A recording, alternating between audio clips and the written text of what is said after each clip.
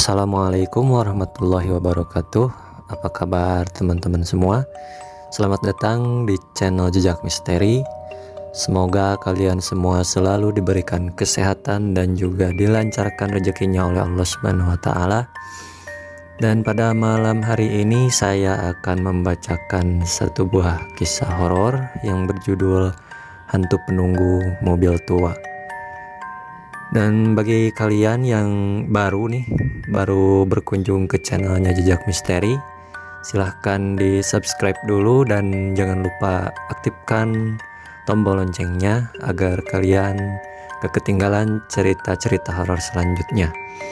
Dan saya rekomendasikan juga dengerinnya pakai headphone ya, atau pakai headset biar audionya lebih jernih dan juga suasananya lebih terasa. Oke, langsung saja kita mulai ceritanya.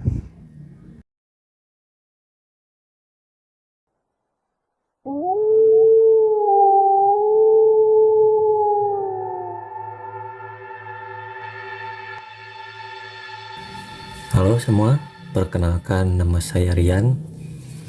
Kejadian ini saya alami selama berada di dalam mobil perjalanan pulang menuju ke Bandung.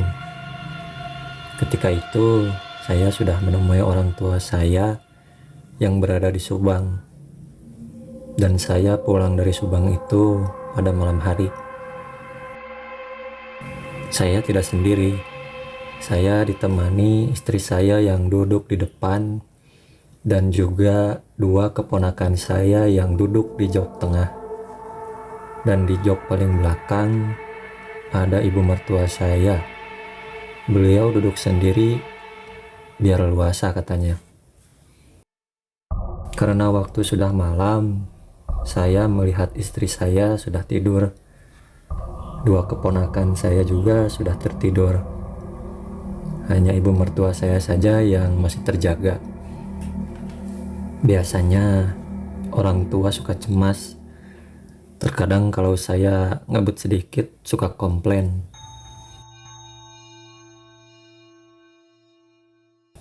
Setelah mobil melewati pertigaan jalan, perasaan di belakang saya ada yang aneh. Lalu saya melihat ke belakang lewat kaca spion yang ada di depan. Terlihat di jok belakang ibu tidak tidur seperti yang lainnya. Dan entah kenapa saya selalu ingin melihat ke jok belakang. Sambil menyetir saya berkata di dalam hati, sepertinya ada yang aneh di dalam mobil ini. Mau berhenti sudah nanggung. Dan kata orang tua saya, ketika di jalan jangan berhenti atau mampir dulu, harus cepat pulang ke rumah. Amanat itu yang selalu teringat di benak saya. Kata Abah, kalau ada yang aneh di jalan, jangan heran, tetap fokus saja. Yang jadi pertanyaan saya, sebenarnya ada apa di dalam mobil ini? Lalu dari belakang terdengar ibu berbicara. Katanya, kenapa di dalam mobil terasa sangat dingin? Dan menyuruh saya untuk mematikan AC-nya. Saya bilang, itu cuma perasaan ibu saja. Ini AC-nya juga nggak saya hidupin kok, Bu. Tapi ibu tetap merasakan kedinginan. Lalu saya bilang ke ibu, mungkin itu pengaruh hawa pegunungan. Setelah ibu selesai berbicara, saya penasaran ingin melihat kembali ke arah jok belakang. Ketika melihat ke spion, saya merasa kaget dan sontak saya memelankan kecepatan mobil. Sebab terlihat dari kaca spion, di jok paling belakang, saya melihat ada sosok yang duduk di samping ibu mertua saya. Dan sosok itu adalah pocong. Sepanjang perjalanan saya terus melihat sosok pocong itu. Saya tidak berani bilang ke ibu, apalagi membangunkan istri dan keponakan saya yang masih tertidur. Nanti malah memperburuk keadaan. Walaupun takut, saya berusaha tegar dan tetap fokus ke jalan. Tiba-tiba terdengar suara yang berbisik. Katanya, mau apa lihat-lihat ke belakang? Saya tidak mengganggu.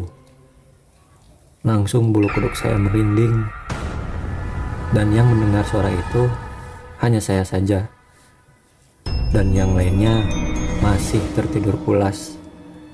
Bahkan ibu pun tidak mendengar suara itu. Dan tidak merasa ada sosok yang duduk di sampingnya. Cuman saya saja yang bisa melihat pocong itu.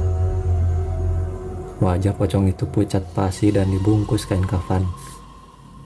Saya tidak berani menambah kecepatan mobil karena saya merasa takut. Ditambah lagi, kali ini tercium bau kemenyan. Dan pocong itu ikut di dalam mobil sampai ke depan rumah. Dan tiba-tiba menghilang begitu saja. Saya tidak langsung turun dari mobil. Saya hanya terus melihat ke arah belakang. Karena merasa aneh, ibu lalu bertanya kepada saya, "Ada apa, A? Kayak lagi ngeliatin sesuatu?" Saya tidak langsung jawab pertanyaan ibu itu. Kami turun dari mobil dan beres-beres dulu barang hingga masuk ke dalam rumah. Setelah selesai, baru saya bilang ke ibu kalau tadi sepanjang perjalanan ada pocong yang duduk di sebelah ibu. Dan ternyata ibu juga merasa ada hal yang aneh. Malah pundak ibu terasa berat dan badan juga terus-terusan merasa kedinginan. Setelah kejadian itu, saya lalu menjual mobil itu. Sebab kalau dipakai, apalagi kalau dipakainya malam hari, pocong itu selalu menampakkan diri.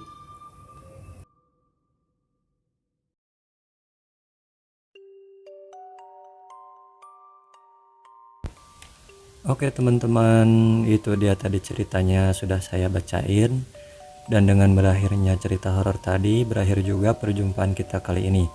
Sekali lagi saya ucapkan terima kasih buat teman-teman yang sudah menonton video ini. Terima kasih juga bagi teman-teman yang sudah like, komen, dan subscribe. Akhir kata saya Sandi undur diri. Sampai jumpa di cerita selanjutnya. Wassalamualaikum warahmatullahi wabarakatuh.